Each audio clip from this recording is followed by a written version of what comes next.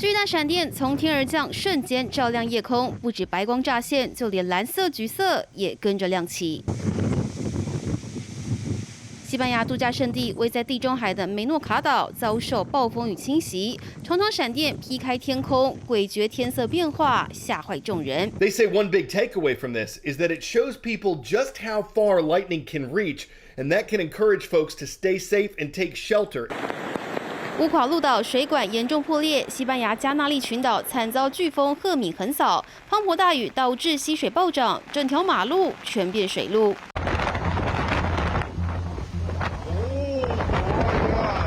加拿大东岸同样难逃一劫，海浪卷起，冲向民宅。飓风菲奥娜威力猛烈，不少地基被掏空，建筑直接崩塌，泡在水里。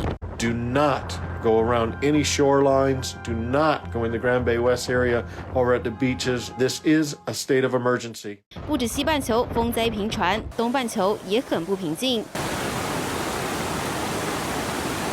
滚滚泥流向下冲刷，好几辆汽车泡进泥水，温泉汤屋更是几乎变成室内瀑布。Hanggang bewang ng tao ang lalim sa kalsada.